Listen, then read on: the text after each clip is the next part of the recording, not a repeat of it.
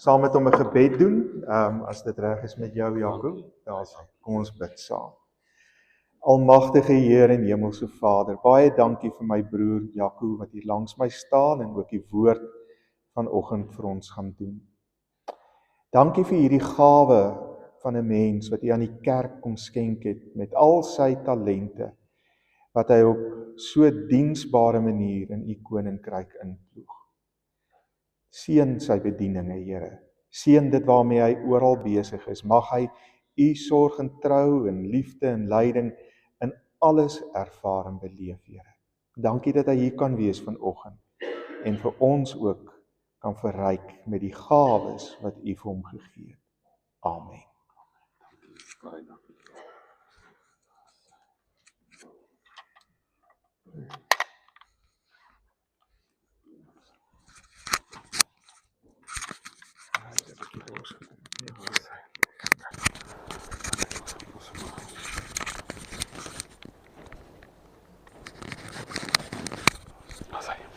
Dankie, Leon. Goeiemôre aan julle almal. Dankie vir jou gebed, Leon. Ek weet nie of julle weet nie, maar Leon bid, hy bid elke sonnagoggend vir my. Stuur hy vir my 'n gebed. Hy doen dit vir 'n klomp dominees. Ons waardeer dit baie. Julle is regtig 'n beautiful klomp mense. Ek wil vir julle sê, joh, toe ek nou hiernatoe gevlieg het, toe sit met so lekker hart. So mooi memories. Ek en Morney het laas jaar saam geëet en Leon was in 'n ongeluk gewees nog en dit was eintlik 'n rowwe tyd. Was dit soveel beautiful mooi mense ontmoet. Dankie vir Erik en Vida vir ek het by hulle gebly. Ons het so lekker gekuier. Dankie vir julle gasvryheid, Leon. Julle is regtig wonderlike klomp mense, hoor. Ek het gedink ons gaan vanoggend gesels oor sommer 'n bietjie oor iets positiefs, man. So oor vreugde, oor blydskap. En dis veronderstel is 'n vrug van die Gees. En ons is veronderstel as iemand oor jou praat, dit is 'n wonderlike getuienis as hulle sê jy kan nie mooi goed in die lewe raak sien. Dat jy daar blydskap en vreugde in jou lewe is. Dis 'n wonderlike ding. Ons ken Filippense 4 vers 4 goed. En ons sing hy liedjie, nee, verbly jou in die Here, ek herhaal verbly. En herhaling is 'n manier van beklemtoning. Maar besef jy Filippense 4 vers 4 waar Paulus sê wees bly, ek herhaal wees bly. Een van die bekendste versies dat hy dit skryf uit die tronk uit. Hulle noem dit the letter in chains in Engels. Dis sy tronkbrief. En 'n tronk was 'n horrible gat geweest. Dit was so 'n vieslike plek sonder 'n toilet en die mense moes maar vir jou kos bring. Daar was nie 'n wetgewing oor hoe 'n tronk jou moet versorg daai tyd. Die mense het letterlik sommer net dood gegaan van die honger in 'n tronk. Dit was donker, daar was nie ventilasie nie. Ek weet nie wie van julle was al in Europa of in Israel, want jy daar daai antieke tronke gesien, dan gaan jy nou in daai gat in. Dis so 'n holkraans of is 'n gat partykeer waarin jy afgesak het. En dan het iemand seker nou vir Paulus 'n kers gegee en dan het hy daar gesit. En dan skryf hy hierdie brief. So moet nou nie vanoggend dink, ag Here, nou moenie met my praat oor vreugde nie, jy weet nie hoe rof gaan dit in my lewe nie. Paulus skryf dit uit die tronk uit. En hy's onregverdig in die tronk. Hy's in die tronk omdat hy 'n goeie ding doen, omdat hy die goeie boodskap van Jesus Christus verkondig.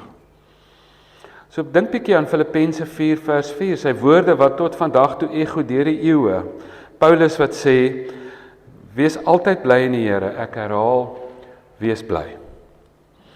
Ek dink, toe ek nou voorberei hiervoor, toe dink ek aan Nightbride. Ek weet nie of wie van julle het op America's Got Talent daai vrou se audisie gesien nie. Die jong mense sal dit ken. Maar is een van die mees aangrypende audisies. Wat is mos nou 'n hele auditorium vol mense en dan sit al hierdie ligte en die wonderlike klank en die judges sit hier voor en dan hier kom hierdie vroutjie op en sy het kanker.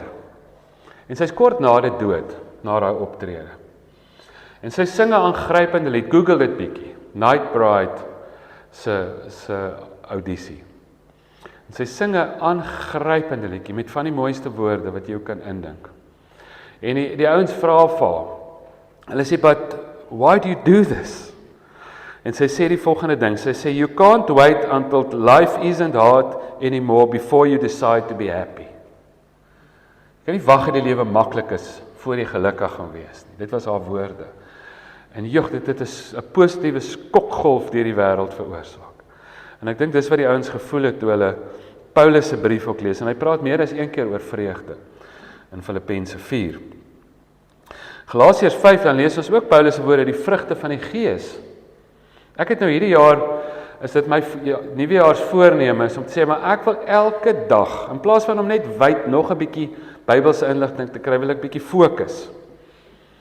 Wat help het jy het nou nog meer inligting, maar jy is nie 'n beter mens nie, jy weet. En te sê ek, so vir my is dit nou, is my uitdaging hierdie jaar, is om elke oggend die vrugte van die Gees te bid, en te sê, Here, help my om meer so te wees, en om elke aand te reflekteer, en te sê, Jaco, het jy liefde, vrede, vreugde, goedhartigheid, getrouheid, nederigheid, selfbeheersing, het jy dit geleef, waar het jy dalk tekort geskiet, en is ongelooflik as jy so op 'n ding mediteer, wat die teks met jou begin doen, ons wil altyd iets met die teks doen, maar wat dit met jou begin doen, maar die derde vrug van die Gees wat daar genoem word, is vreugde. As jy 'n geesvervulde mens is, sal jy nie net 'n stak-up mens is wat foute kan uitwys nie, inteendeel, jy sal 'n vreugdevolle mens wees. Die vreugde en die blydskap in jou lewe sal wys dat God se Gees in jou is. Jesus sê 'n boom word as sy vrugte geken. Ons wil altyd 'n boom in sy belydenis ken, en dan sy inligting ken, en sy kennis ken, en so aan, en dit is nie onbelangrike goed nie, maar dit wil ons eintlik bring by 'n plek waar ons vrugte dra. 'n Boom word uiteindelik aan sy vrugte geken, en een van die vrugte is vreugde. David sê op 'n stadium daar in die Psalms in Engels, daar is ook so 'n liedjie daaroor geskryf. Hy sê, the joy of the Lord is my strength. My vreugde in die Here is my krag. Dit is interessant, hulle sê as jy frons, jy kan dit gou probeer as jy lus is. Hulle sê is baie meer moeite om te frons as om te glimlag. Het jy dit geweet? Hulle sê jy gebruik as jy frons, gebruik jy 72 spiere. En as jy glimlag net 14 spiere. Sê kyk daarso, daar glimlag ons almal, want dit is net makliker. Dit is moeite om te frons en om te glimlag. Hulle sê eintlik is goed vir jou om te lag. Weet die psigiaters en sielkundiges, die ouens wat akademici wat navorsing gedoen het, sê dis eintlik goed vir jou om te lag. Dis goed vir jou gesondheid om te lag. Dis wonderlik te lag. Nou is natuurlik goed wat ons geluk van ons steel, ons vreugde steel. Ons het so 'n bietjie daaroor gesels gister. Goed soos bitterheid, wat swaar in 'n ou se hart kan dra. Oud gesê, bitterheid is soos om gif vir iemand anders aan te maak en dit self te drink. Dit maak jou lewe donker. Maak jou hart. Daar's 'n mooi teks in Esegiel waar die Here vir die volk Israel het hard geword. En ek dink is nodig dat ons dit ook vir ons eie mense hoor vandag. Dan sê die Here, maar ek sal julle harte van klip vat en ek sal jou weer 'n hart van vlees gee. Dis iets om te bid. Dat jou hardheid, jou bitterheid, jou vreugde kan steel, jou skuldgevoelens. Jy voel skuldig oor 'n ding. Maak nie saak hoe mooi die uitsig is wat jy op uitkyk nie. Maak nie saak wat gebeur in jou lewe nie, is asof dit altyd hierdie klippe in jou skoen is, daai ding waaroor jy so skuldig voel. En in plaas van om dit uit te sorteer en jou trots in jou sak te steek en te sê ek gaan hulp kry of ek gaan hierdie ding uitsorteer en ek gaan dit afpak, nou draai jy dit maar altyd saam. En ek het al gesien, jy weet, soos wat blommetjies in die lig groei ongelukkigheid in die donker, boosheid en hierdie tipe goed groei in die donker. En hoe langer jy dit los, hoe erger raak dit. Dis soos die kinders al by ons wat sê ek wil ophou rook. Dan sê ek, wel dit gaan nooit so maklik wees soos vandag nie. Jy weet, oor 'n week is dit nog moeiliker, oor 'n maand is dit nog moeiliker om op te hou. En dit is so met hierdie swaar goed wat ons dra, dit is waarskynlik daar sal nooit 'n makliker dag wees om dit te laat gaan as vandag nie, maar dan moet jy jou trots in jou sak steek. Ons probleem is, ons trots is vir ons partykeer belangriker as ons vryheid. En is sad, want jy het hierdie een kans om te lewe, nou draai jy eerder daai ding saam, as om dit in die lig te bring, en toe te laat dat dit aan die kaak gestel word, dat dit ontmagtig word, en moeite te doen om, as dit 'n fisiese ding was, jy weet, 'n siekte of 'n pyn, dan het jy waarskynlik dokter toe gegaan, en maar vir die operasie gegaan, en jy weet, as dit 'n niersteen was, jy het maar gesê, haal uit, of maak, help my, jy weet, maar nou is dit 'n geestelike ding wat jou so pynig, en nou dink jy, nee, jy is te trots om hulp te kry. Dit kan vrees wees.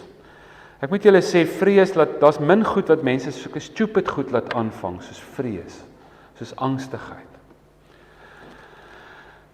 Dit kan een of ander compromise wees, dat jy net nie hou by iets wat jy weet jy moet doen nie. Dit kan slegte verhoudings wees, dit kan 'n leegheid wees, omdat jy besig is met sinnelose goed. Dit kan wees dat jy net altyd die lekker goed opsoek, en dan maak dit laat jou vir kort rukkies lekker voel, maar jy maak jou nie gelukkig nie. As 'n verskil tussen vreugde en geluk, om net kort termyn lekker te, daai delayed gratification, dis iets groters, die vreugde, die waarvan ons vanoggend hier praat, die lewe in oorvloed waarvan Jesus praat, is iets anders as om net as spookasem lekker, wat net by jou verbygaan. En dit kan gemaksig wees, dat jy so gemaklik is, dat jy nooit vreugde ervaar nie, die ironie daarvan, dat jy dink jou vreugde is in veilig speel en gemaklik wees, en eintlik steel dit jou van die vreugde van ontdekking en groei. Ons gaan so 'n paar woorde daaroor sê. Ou het eendag gesê, en dis die mooiste woorde, hy sê, vreugde is vrede wat dans, en vrede is vreugde wat rus. Is dit nie mooi nie, ja? Moet ek dit weer sê? Vreugde is vrede wat dans, en vrede is vreugde wat rus. En ons praat van 'n vreugde wat saam met vrede gaan. Die Here sê, ek sal julle vrede gee wat alle verstand te bowe gaan. Daai dieper, genuine geluk. Daai ding wat my eintlike diepste dors les. Wat gee my daai geluk wat saam met vrede loop? En ek het gedink vanoggend 7 goed noem, wat ek dink ons net moet besef, terwyl die media en die wêreld vir ons van kleins af kondisioneer, dat jou vreugde lê eintlik in wat jy besit, en wat jy bymekaar maak, en in status, en al daai goeders, te sê, maar wat sê die Here daaroor? Wat sê die een wat ons gemaak het, wat ons die beste ken? Die eerste een is, jy weet, Paulus haal Jesus amper nooit aan in die 4 evangelies, nie, Matteus, Markus, Lukas en Johannes. In Paulus se briewe, die grootste deel van die Nuwe Testament. Ek het dit baie laat eers besef, is vreemd, dat hy nie vir Jesus hy vertel nie die gelykenisse oor nie. Vertel nie die storie van die barmhartige Samaritaan nie. Hy sê baie selde, amper nooit, sê hy, Jesus het gesê. Dit gaan oor die datering van Paulus se briewe en wanneer die evangelies uiteindelik saamgestel is, en daar's 'n klomp redes daarvoor. Maar dan hier en daar, dink is omtrent 2 of 3 keer in al sy briewe wat hy Jesus direk aanhaal. Waarskynlik by die disippels, by Markus gehoor, Jesus het dit gesê. En dan spit sy ou se ore, dan dink jy, wow, Paulus gaan nie nou net praat oor Jesus se opstanding en dood en sy teologie daar baseer nie. Hy gaan nou Jesus direk aanhaal. En dan sê hy in een van daai plekke, is in Handelinge 20 vers 35. En dan sê Paulus hierdie woorde, en dan sê hy, julle moet onthou, Jesus het gesê, om te gee, maak 'n mens gelukkiger as om te ontvang. Is dit nie beautiful nie? Jesus het gesê, as jy wil gelukkig wees, moet jy met jou hande oop wees, jy moet gee, moet onselfsugtig wees. Geluk en onselfsugtigheid loop saam. Geluk is nie om 'n dam te wees wat sê, Here, laat die goedheid na my te vloei, en ek gaar net vir my en myself en my mense op nie. Geluk is om 'n rivier te wees, waardeur God se goedheid kan vloei. Jy weet, ek was daar in Israel, en ek het daar, ons het gesien die verskil tussen die Dooie See en die Jordaanrivier en die See van Galilea. Die Dooie See is, ek weet nie wie van julle was al ooit daar nie, maar daar's niks dooier as die Dooie See nie. Is interessant, as jy nou soontoe gaan, dan gee hulle jou so waarskuwingskaartjie, warning. Dan sê hulle, as jy per ongeluk 'n bietjie van daai water sou sluk, as dit in jou mond in sou spat, moet jy asseblief vir iemand sê en mediese hulp gaan kry. Dis so sout, dis so dood, dis toksies. En daar's geen bakterieë wat daarin leef nie. Daar's geen plante groei rondom die see van die Dooie See nie. Daar's nie otters nie, daar's nie visse nie. Ek wil mors dood. En dan kom jy by die See van Galilea en dit is papierusplante en dit is die ouens gooi nette vandag nog daar en vang vis. En is paddatjies en is voëls en is Diere lewe en is lewe, dis die ene lewe, dis beautiful. En wat is die verskil tussen die see van die Dooie See en die See van Galilea? Die Dooie See is een van die laagste plekke op land, wel, onderseevlak, is onderseevlak, dis laer as die see, maar dis in die binneland. So wat gebeur by die Dooie See? Die Dooie See is 'n plek waar water net invloei. Daar's riviere wat invloei, maar dit vloei net in, niks vloei uit nie. En die See van Galilea, die Jordaan gaan een kant in, en dit gaan ander kant uit. En dit maak dat dit 'n vars plek vol lewe is. So partykeer dan sien ek 'n ou en ek lees wat die ou sê of ek hoor hoe hy nou weer moan, selfs met 'n dik stuk vleis in sy mond om 'n braaivleisvuur, en dan dink ek die rede hoekom hy so bitter is jy's op 'n plek waar alles moet net invloei. Niks vloei meer uit nie. Jy's 'n vrot dammetjie. Jy's soos 'n plas na die reën en daar's 'n lae plek, 'n pothou wat vol water word en dis wat jy deesdae geword het. Die goedheid, jy's oop daarvoor dat goedheid na jou te vloei, maar daar's maar bitter min goedheid wat van jou af uitvloei deesdae. Jy vat net. Dit gloei nie meer deur jou nie. Jesus het gesê maak jou gelukkiger om te gee as om te ontvang.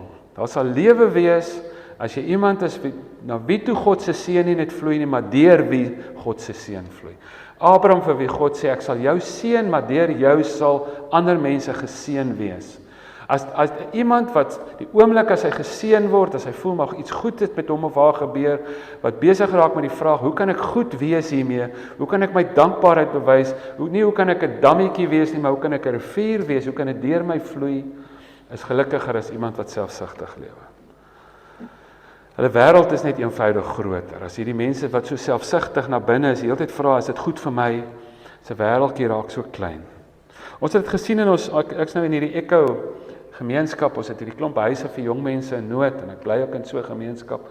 Ons het letterlik gesien dat as jy 'n kind in nood wil help, is dit nie genoeg dat jy vir hom 'n klomp of vir haar 'n klomp goeie goed gee nie. As hulle die hele tyd net kry, dan raak hulle so 'n bakkant. Hulle voel soos victims, nê, wat eintlik net gehelp moet word. En jy help nie 'n kind as jy 'n kind klaarmaak met skool en al wat daai kind dink is, die wêreld skuld my iets. En hulle het baie swaar gekry en hulle het verskriklike pyn ervaar en so aan. Maar dit help hulle nie as hulle net dink ek moet nou nog kry nie. Weet jy wat help daai kind regtig? Om regtig gesond te word. As om 'n plek natuurlik het daai kind nou 'n veilige dak oor sy kop nodig. Ons het al gesê ook, dit help nie iemand in nood, dit help nie jy gee hulle net iets nie, hulle kort iemand. Dis die hart van die evangelie, dat God nie vir ons net iets gestuur het om ons gemorsie uit te sorteer nie, maar dat hy vir ons iemand gegee het, sy teenwoordigheid gegee het, dat ons sê daai kinders het ook eintlik iemand nodig in hulle lewe, wat verstaan, wat saam met hulle deur hulle trauma kan werk, en ek praat nie ligtelik daaroor nie, dit is regtig bad goed, hulle is victims van horrible goed wat met hulle gebeur het, en is verlammend, as jou eie ouers toegesluit is vir wat hulle aan jou gedoen het, of skielik dood is in 'n ongeluk, en die skaars wat hulle aan hulle self dra, is vreeslik. Maar as jy hulle regtig wil help, dan gaan jy hulle nie net laat voel soos 'n victim wat gehelp is, 'n slagoffer wat hulp gekry het nie. Jy gaan hulle help om iemand te word wat ook 'n verskil kan maak.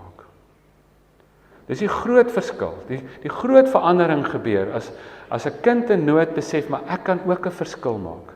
En omdat ek weet hoe dit voel om seer te kry, het ek amper nog meer rede om 'n groter verskil te maak. Ek het die beste motivering van almal. My skaars en my littekens wat ek dalk die les van my lewe saam met my sal dra, kan of my verskoning raak, of dit kan my aanmoediging maak om hierdie wêreld 'n beter plek te maak. En die oomblik wat hulle voel, maar ek kan ook gee en wat hulle begin omgee vir ander kinders. Baie van ons leiers in ons Echo gemeenskap deesdae is mense wat aanvanklik mense in nood was wat by ons aangekom het. Nou het hulle staan op hulle eie voete, hulle het 'n goeie job, hulle is heeltemal volwasse, maar hulle is nou daar nie om hulp te kry nie, maar om hulp te gee. En hulle is gelukkig. Want dit maak jou gelukkiger om te gee as om te ontvang. Ongeag wie jy is, of jy 'n ryk ou is, die Bybel sê wel, die hy wat meer gekry het, van hom word meer gevra. Ons moet dit weet, ons het oor daai versie nog bietjie min gepreek. Maar selfs die arm weduwee wys Jesus uit as iemand wat gelukkig is, 'n vrou wat in haar laaste muntstukke gee in 'n tyd van nood, waarskynlik in 'n onregverdige godsdienstige stelsel. So om te gee maak 'n mens gelukkiger as om te ontvang. Daar's hierdie spreekwoord wat sê, it's better to light one candle than to curse the darkness. En dit lyk vir my asof ons die teendeel glo. Ons dink, ons is besig. Tannie Mou nie een keer so. Ek sê, wat mou tannie so? Sy sê nee, want sy gee om. Ek sê, is dit die plan, gaan ons hierdie land reg mou. Ek sê nou die dag vir die kinders daar by ons, ek sê nie ons is op veldskool.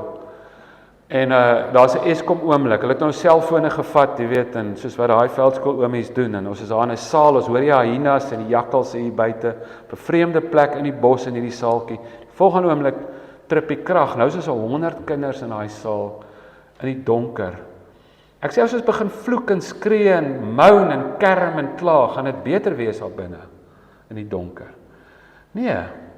Ek het in hierdie eendagste ver boekie het ek 'n hoofstuk vir jong mense daaroor geskryf.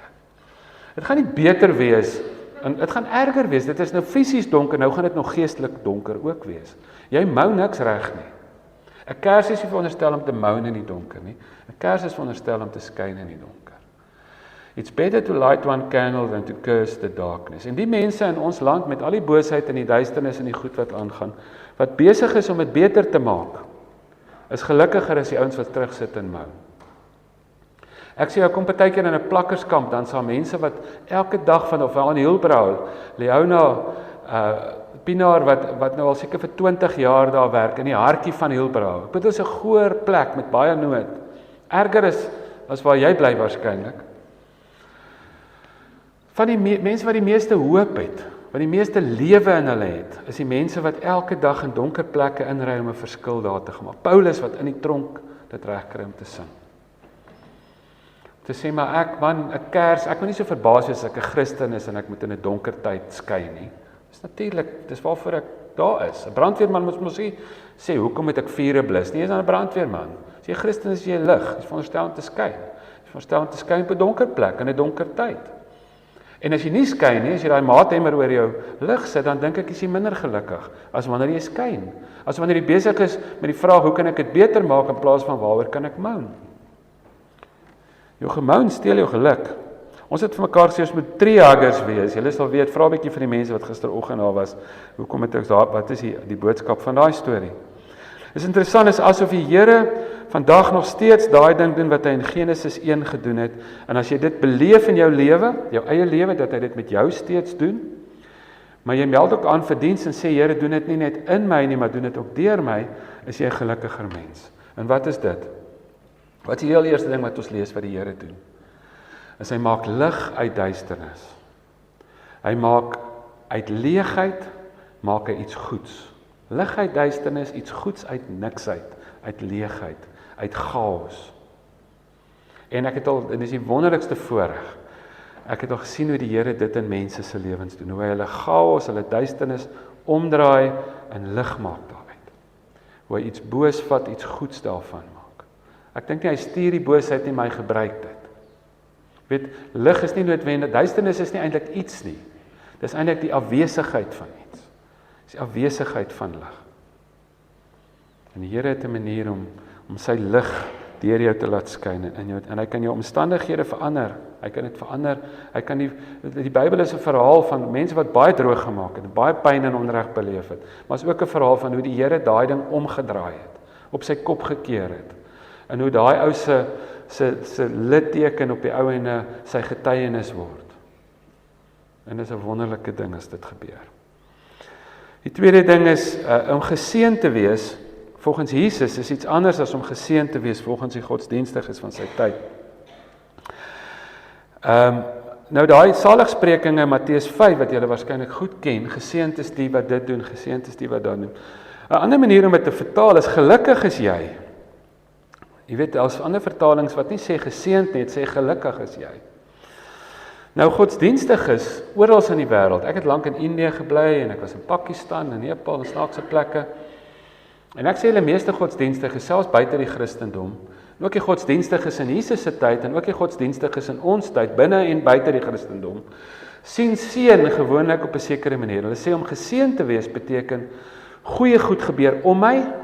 As ek bid Here seën my, dan bedoel ek Here mag daar goeie goed om my gebeur. Mag die oes groot wees, mag die weer goed wees, mag dit reën, mag my vyande oorwin word. Jy weet, dis wat dit sou beteken om te bid, dat ek geseën word. Goeie goed gebeur met my, goeie goed gebeur om my. Maar ons weet, Jesus keer alles op sy kop, nê. Ek wil Jesus sê vir nie vir kindertjies hulle moet groot word nie, hy sê vir groot mense hulle moet klein word. Hy sê vir leiers hulle moet dien, ensovoorts.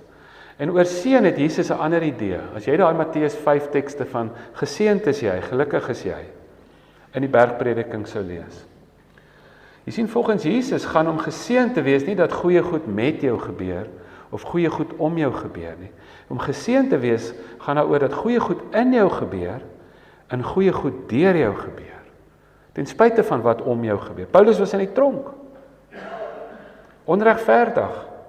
Maar goeie goed het deur hom gebeur, hierdie woorde wat ons vanoggend lees. En goeie goed het in hom gebeur, selfs in die tronk. En daarom was hy 'n geseënde man. Hy en Silas op 'n ander plek was geseënd want hulle kon in die tronk sing. Stefanus was 'n geseënde man terwyl hulle hom met klippe doodgooi, want hy kon Jesus se woorde selfs in daai donker oomblik herhaal. Goeie goed het selfs daar in hom gebeur en deur hom gebeur. Hy het God sien, hy het Jesus sien staan in die regterhand van God. En hy het Jesus se kruiswoorde gebid terwyl hulle hom doodmaak. En daai woorde ego tot vandag in ons tyd in. Dis hoe powerful dit is. As 'n geseënde man iets doen, ten spyte van horrible, donker, onregverdige situasie, omgewing. So om geseënd te wees beteken om gelukkig te wees. En wat sê Jesus? Hy sê geseënd is jy. Kyk, hoor nou hoe praat dit. Hy praat nie oor goeie goed wat om jou of met jou gebeur nie, maar hoe in jou en deur jou gebeur. Hy sê geseënd is jy, geseënd is die vredemakers, want hulle sal kinders van God genoem word. Jy kan nie eendag in die hemel 'n vredemaker wees nie, want daar gaan vrede wees. Jy kan net vrede maak waar daar konflik is, waar daar onvrede is. Jy kan net vrede maak waar daar moeilikheid is. Ons het sulke Echo T-shirts wat sê moeilikheid is ons besigheid. En as 'n ou vrou gaan en dan sê ek moeilikheid is ons besigheid en business is booming. Jy weet. Om te sê maar as jy nie verbaas wees as jy nou voel jy moet jou roeping uitleef teenoor kinders in nood. Nie verbaas wees as jy stoute kinders moet hanteer en moeilikheid moet hanteer en ouetjie wegloop of droog maak nie. Moeilikheid is ons besig. That's what we signed up for. Ons is 'n lig. Lig moet nie verbaas wees as hy in die donker moet skyn nie. Verbaas wees as jy net in die lig moet skyn. En dan gaan jy waarskynlik al hoe meer voel maar ek het nie baie sin nie, my lewe maak nie baie sin nie man. Maar as omdat jy net in die lig skyn. Jy wil net altyd die Here loof wanneer almal hom loof hier by die kerk. Maar jy moet eintlik skyn daar waar niemand kyk nie, waar dit regtig moeilik en donker is. Geseënd is die vredemakers want hulle sal kinders van God genoem word. Geseënd is die wat barmhartig is. Jy kan net barmhartig wees waar daar nood is. Geseënd is die barmhartig is want aan hulle sal barmhartigheid bewys word. So die omstandighede is onvrede, dan is jy 'n vredemaker, dan is jy geseënd. Die omstandighede is nood, dan is jy barmhartig, dan is jy geseënd. Jesus sê geseënd is jy as mense lelike goed van jou sê, as hulle jou verwerp en wreed behandel omdat jy die regte ding doen soos die vroeë kerk, soos Paulus. So as jy bid, Here seën my, dan sê jy eintlik Here laat daar ten spyte van die donker, was daar donker plek oor my lewe kom vandag, dat ek ten spyte van dat ek juist my lig skyn, ten spyte nie net niks doen nie of nie ook boos reageer nie, want mens word wat jy haat maklik. Maar help my om met goedheid te antwoord op die uitdagings van boosheid wat oor my pad kom. Geseënd is jy, dit beteken daar gebeur goeie goed in jou en goeie goed deur jou. Die derde een is liefde. Jesus sê dit al, hy sê dit letterlik, Johannes 15. Hy sê dit sê ek vir julle, sodat my blydskap in julle kan wees en julle blydskap volkome kan wees. Dis my opdrag, julle moet mekaar lief hê soos ek julle liefhet. Om onselfsugtig lief te hê. Ons sien dit, ons het gister daaroor gepraat, die Handelinge kerk gebore word. Die heel eerste ding wat ons van hulle lees is hulle is onselfsugtig. Jesus sê gelukkig is jy. Dis amper net daai eerste punt weer nê. As jy liefhet soos ek liefhet, selfopofferende, onselfsugtige liefde, dan kan jy gelukkig wees. Om lief te hê en om liefgehê te word. As jy weet dat jy liefgehê word deur God en jy beleef dit in sy liggaam en jy waag dit om lief te hê wat 'n hoë risiko ding is, want jy kan baie seer kry as jy waag om lief te hê. Dan sê ons maar ek wil liewer liefde vir my. Maar liefde gee vreugde, bring dit daai dieper dankbaarheid, vreugde wat saam met vrede loop.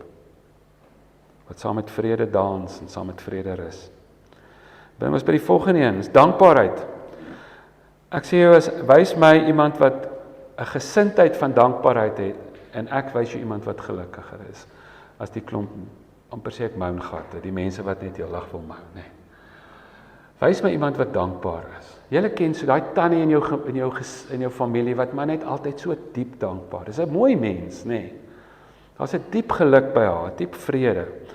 Hy sê, Filippense 4:6 sê, hy sê, wees bly in die Here, ek herhaal, wees bly, wees altyd bly, wees inskikkelik teenoor alle mense, die Here is naby, moet oor niks besorg wees nie, maak aan alles die julle begeertes deur gebed en smeking en met danksegging aan God bekend. En hy sal jou die vrede gee wat alle verstand te bowe gaan. Hy sê, as jy begeerte aan die Here bekend maak dit met danksegging bekend. Dis wat jy vir jou kinders sê, moenie vir my nog 'n volgende ding vra, as jy nie dankbaar is vir wat ons al klaar vir jou gegee het, nee.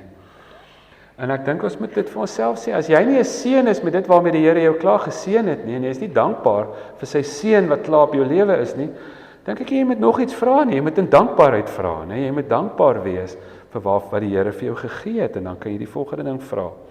Een van die huisleiers daar by ons, in een van ons Ekko-huise, mense het ons besoek, ons is partykeer bietjie soos die dieretuin, dan kom met die teologie fakulteit, so studente kom besoek ons, of gemeentes, dan kom kyk en ons eet almal so saam, en doen 'n klomp goed, en sy vertel, sy was 'n huismaat daai tyd in een van ons huise vir baie jare, en sy vertel toe, allerlei stories, en laat nagte, en jy weet, partykeer dan kom 'n meisie in ons huis, en dan maak sy bed nat vir maande, as gevolg van al die trauma, dan moet jy die huisouers help, die jong mense, werkende mense wat saam met hulle bly, die een is 'n ingenieur, een is 'n graphic designer, een is 'n maatskaplike werker, die een is 'n student, een is 'n onderwyser. Dan terwyl hulle dit doen, dan moet hulle in die aande wakker sit met hierdie kind wat nagmerries kry, en dan moet hulle help met hulle huiswerk, en hulle moet deur hierdie trauma werk, jy weet, en is erg, en die een vrou sê toe eendag, sy hulle kom mense wat ons so besoek, ons nou is daar in 'n studielokaal gesit, en hulle sê vir Sanay, hulle sê, waarom doen jy dit? Hierdie laat nagte, en jy weet, kan ons nou jou eie woonstelletjie betaal, en net vir jouself lewe. En toe sê Sanay die woorde, en ek het so eenkant gesit en het net geluister, sy sê, weet jy wat, ek doen dit nie vir 'n dankie nie. Ek doen dit omdat ek so dankbaar is. Ek doen dit nie vir 'n dankie nie. Sy sê, ek doen dit nie om geseën te word nie. Ek doen dit omdat ek so geseënd is. Sy sê, ek het 'n wonderlike ouerhuis gehad. Sy sê, my pa toe ek gaan swat vir my 'n karretjie gekoop. Sy sê, jy weet, ek het geleentheid gehad om skool te gaan sonder om te worry oor geld of allerlei goed. Die Here was vir my, ek het ouers wat vir my lief is. Sy sê, ek is so dankbaar. Dis hoekom ek dit doen. As jy wil weet hoekom ek dit doen, is omdat ek dankbaar is. Ek doen dit nie om geseënd te word nie, ek doen dit nie vir 'n dankie nie, ek doen dit omdat ek dankbaar is en omdat ek geseënd is. Die volgende een is, jy weet, ons dink altyd, vreugde en geluk loop saam met lekker dinge. Maar daar's 'n dieper vreugde wat saam met moeilike dinge loop. 'n Dieper vreugde, die ultimate vreugde beleef ons baie keer wanneer ons 'n moeilike ding doen, nie wanneer ons 'n maklike en 'n lekker ding doen nie. En dis fyn. Ek bedoel, onthou jy daar was so 'n advertensie waar die meisietjie gesê het dis sonde, dis lekker, maar dis nie sonde nie. Daar was 'n bietjie in die kerk op 'n stadium waar hy ding van alles wat lekker is nou sonde. Ek dink nie dis waar nie. Ek dink is fyn. Ons moet net nie lekker en hierdie diep vreugde met mekaar verwar nie. Dis fyn. Lekker goed is wonderlik. Hoekhaar en pleihaar, jy weet. Lekker goeie soos roomys en chocolates en seks en 'n middagslaapie en uit eet en vakansie hou. Dis alles wonderlike goed, jy weet. Dis nie sonde nie, is wonderlik. Maar daar's 'n dieper vreugde, 'n dieper geluk wat 1000 keer meer amazing is as blote spookasem lekker, jy weet. En dit is as jy sê net maar 'n atleet sou vra, sê net maar die ou wat die 800 meter wêreldrekord gebreek het. En jy sou vir hom vra, wat is die gelukkigste oomblik van jou lewe? Dan sal hy vir die res van sy lewe sê, dis daai dag toe ek oor daai wenstreep gehardloop het. En die wêreldrekord gebreek het, was die gelukkigste dag in my lewe. Maar as jy nou pynmeters op hom sou sit, en jy sou jy sou sy hartklop meet, en jy weet, sê nou jy kon 'n pynmeter opsit, die waarheid is, daai oomblik toe hy oor daai wenstreep gehardloop, jy moet nou weet, om die wêreldrekord te breek, moet jy jou lyf vat beyond waar hy kan gaan, of waar jy dink hy kan gaan. Op daai oomblik het sy longe so gebrand en vir hom geskree, hou op. Sy hartklop het deur die roof gegaan. Jy weet, hy was nog nooit so moeg in sy hele lewe nie. Hy het waarskynlik pyne gehad op plekke wat hy nie weet het, hy het pyne nie, nee, maar dit was sy gelukkigste oomblik, want hy het 'n verskriklike, moeilike, die moeite werd ding reggekry. Dit is soos 'n vrou wat kraam, en dan sal sy sê, dit was 'n vreeslike pynlike kraam. Maar as hy haar eie kind in haar lewe het, dan sal sy sê, maar vir jou sal ek dit nog 1000 keer deurmaak. Dit is so die moeite werd. Dat daar is 'n dieper geluk wat nie daaroor gaan om gemaklik te wees en om lekker te hê nie, maar wat daaroor gaan dat ek iets gevind het wat so die moeite werd is, dat ek pyn sal beleef daarvoor.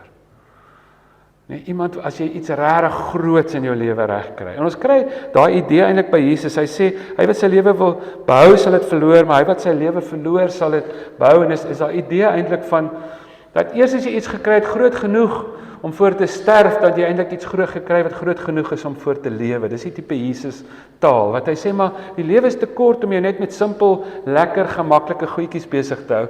Doen iets, vind iets wat so die moeite werd is, dat jy jou lewe daarvoor kan gee, en tussen al die moeilikheid en goed wat jy beleef, sal jy so lewendig voel. Jy weet, ek het nogal in my lewe agtergekom, dat die groot vraag is nie, wat was lekker nie, of wat maak my lekker voel nie, maar die vraag is eerder, wat laat my lewendig voel? Ek het nou gister vertel hoe ek van Faalam af see toe groei vir 'n maand lank. En ek het al baie keer, dan gaan ek op die see, dan punch jy deur die branders. En dan is daai adrenalien wat so pomp, nee, en dan, ja, en dis wild en so, en dan roei jy met hierdie kajak, en dan, partykeer dan, met jou laaste spoed, dan maak jy dit net deur die brander. Maar dan sien jy, en ek roei baie op die see, ek sê, hulle sê, is maklik 70% van die tyd, wat jy of 'n dolfyn, of 'n seeskilpad se kop, of 'n walvis sien. Jy kan dit, maar jy gaan so diep, jy kan dit nie eintlik van die kant af sien nie. Dis in daai moeilike ding, dis in daai weerloosheid amper van deur die branders gaan en in die diep see gaan en waar jy ontdekking maak. Hulle sê en is so geestelik waar. Hulle sê die gemaksone is daai veilige, gemaklike, mooi plek waar niks groei nie. So miskien is een van die redes hoekom jy minder vreugde ervaar, is jy speel te veilig, jy's te gemaklik, en jy moet dit weer waag, 'n bietjie buite die grense van jou gemak, en dit beteken vir elke mens iets anders. Ek sê nou nie van julle, as ek julle so kyk, julle moet nou op die see gaan roei nie, jy weet. Maar ek bedoel maar net, daar's dalk grense wat jy vir jouself gespan het, en jy moet bietjie meer uitkom. Daar's iets wat daar's vreugde in nuwe ontdekkings, daar's vreugde in avontuur, daar's vreugde in lewendig voel, en dit gebeur buite die gemaksone. Te vra, wat laat my lewendig voel? En dan die volgende een is om 'n oog te hê, ons het begin eintlik daarmee, vir die goeie en die mooi. Daar's hierdie teks, en baie min wat ek hoor, dat iemand iets hieroor sê of skryf, en dis eintlik een van die profoundste twee van die most profound verse vir my, in die bergprediking, is Jesus wat praat. Hy sê die volgende, hy sê die lamp van die liggaam is die oog. As jou oog goed is, sal jou hele liggaam lig hê. Hy sê as jou oog sleg is, sal jou hele liggaam, jy sou dit kon vertaal met jou hele wese, sonder lig wees. En as die lig donker in jou is, hoe donker moet dit dan nie wees nie? Hy sê die lamp van die liggaam is die oog. Hy sê as jou oog goed is, dan sal dit met jou goed gaan, met jou hele wese. So wat sê hy? Hy sê, ons dink baie keer,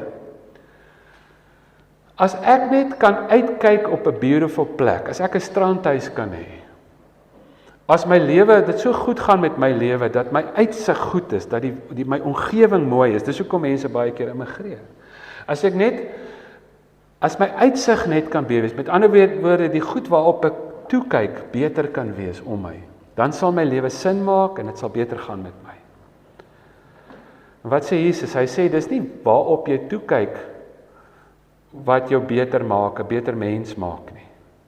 Dieply gelukkige mens maak nie. Dis nie waarop jy toekyk, dis hoe jy kyk. Hy sê die oog waarmee jy kyk, het op die ou en die grootste invloed, of jy, in die een lewe wat jy kry, in die geskiedenis van die heelal, of jy gelukkig gaan wees, of jy dit as betekenisvol gaan beleef of nie. So hoe jy kyk. En hoor nou in Filippense, net na Paulus sê, ons het nou Filippense 4 gelees, toe lees ons daar 'n bietjie aan, van vers 6 en 7, waar hy sê, jy moet met dankbaarheid na God toe gaan, en dan Filippense 4 vers 8, dan sê hy hierdie woorde, hy sê verder, En dis amazing vir 'n ou uit die tronk uit wat dit sê, in die kerk wat vervolg word daai tyd. Onthou as daai ouens wat die brief lees, luister ook maar of hulle nie die soldate se voetstappe buite hoor nie. Baie erger as wat jy ook kan dink. Jy kan dit nie eens vergelyk met vandag nie. Hulle sal dink ons is sissies as hulle hoor ons bou met potholes en wifi. Jy weet, dit was vir hulle hierdie ouens het moeilikheid gehad, moeilikheid. En dan sê Paulus in daai tyd, uit die tronk uit skryf hy hierdie woorde. Hy sê Filippense 4 vers 8. Hy sê verder broers, alles wat waar is, alles wat edel is, alles wat reg is, alles wat rein is, alles wat mooi is, alles wat prysenswaardig is, watter lofwaardige deeg of saak daar ook al mag wees, daarop moet julle julle gedagtes rig. Hy sê, sien nie mooi goed raak in 'n donker tyd. Hy sê, sien nie waarheid raak man, daar's baie leuns, maar gaan sien nie waarheid raak en verheerlik jou daarin. Hy sê, dinge wat edel is, dinge wat reg is, dinge wat rein is. Jy sien partykeer die mees dapperste optrede in die wreedste tye. En dit fascinate jou, ons het gister gepraat oor Viktor Frankl, wat hy geskryf het in die konsentrasiekamp, oor sy ervaring in die konsentrasiekamp. Maar van die goed wat hy daar skryf, is die mooi wat hy in mense raak gesien het in hulle donkerste oomblik. Ons sien dit ook in die verhale van die vroeë kerk. As jy 'n oog het wat die mooi kan raak sien, wat die goeie kan raak sien, wat 'n rede kan sien om te sing in die tronk, dan het jy 'n getuienis. Dis Paulus, dis Silas wat sing in die tronk. Ou het eendag gevra, storie oor die ou mystieke antieke tyd, daar was 'n mistiese wyse man en hulle het vir hom hy het 'n engel, dis nou 'n storie, engel het aan hom verskyn en gesê hy kan enigiets van God vra. Toe dink hy dalk moet hy geld vra. Toe dink hy maar hemel, Salomo het baie geld gehad, maar hy was nie baie gelukkig nie. Toe dink hy dalk moet hy vra vir bekendheid of hy moet allerlei ander goeders vra. Gesondheid, om te besef maar daar's gesonde mense wat hulle tyd ommou, die gesonde tyd wat hulle het. En toe vra hy, volgens die legende, toe vra hy vir verwondering. Wonder, a sense of wonder in Engels, nee. En toe gee die Here dit vir hom, en toe sê die Here vir hom, die engel vir hom, jy's 'n wyse man, want iemand met 'n sense of wonder, wat hierdie mooi goed kan raak sien, sal altyd gelukkig wees, maak nie saak wat gebeur nie. Die laaste een, en dan is ons klaar, sorry ek is bietjie oor die tyd, is 'n intieme verhouding met die Here. Hulle sê, good communication is not to state the obvious. Dis veronderstel om die obvious ding te wees. Dat as jy jou vreugde nie net in jou omstandighede vind nie, en nie net in jouself vind nie, maar as jy regtig, soos Paulus, soos die beide Bybelskrywers en die ander mense wat maar baie keer baie stikkend was en foute gemaak het, maar jy kan jou vreugde in God self vind, dan kan jy gelukkig wees. Die jammer is dat Christene baie keer die reputasie het dat ons die mense, die stak-up mense is. Die mense is wat die foute raak sien. Hulle sê, daai oom is baie godsdienstig, hy sien net foute raak, is eintlik bang vir hom. Jy weet, ek het as 'n kind altyd was ek so bang vir die dominees en die kerkmense. My gevoel, hulle sien deur jou, maar hulle sien tot in jou foute. Hulle sien wat jy nou daar in jou kamer gedoen het of wat ook al. As die dominee kom huis besoek, dan is jy bang. Jammer, ons het daai reputasie, soos die seentjie wat op die plaas kom, al die diere was vir hom nogal interessant, maar hy roep toe hy die perd sien, hy sê, ma, kom kyk, hy sê, ma, sê, wat gaan jy so aan oor die perd? Hy sê, ma, dis 'n Christen perd. Hy sê, kyk hier die lang gesig. Nee. Kom ek sluit af met hierdie vraag. Wat is vir jou die mooiste klank wat jy al ooit gehoor het? Party mense sal sê 'n visarend se roep. Party mense sal sê een of ander musiekstuk. Maar gewoonlik as ek hierdie noem, dan stem almal saam. Dan sê ek wanneer jou klein kinders lag. Toe jou kinders kleutertjies was, as hulle reg uit hulle maag uit so lag. Jy kiel hulle partykeer om dit te hoor. Nee, ek weet hoe maak 'n oupa en 'n ouma, jy wil hulle bietjie hoor lag, want dit is so mooi. As jou kinders gelukkig sien, as jy die vreugde van hulle sien. En God is 'n baie beter pa as enigiemand van ons. Dit is vir hom lekker, dit is 'n vrug van sy gees as sy kinders vreugde het. Kom ons bid saam.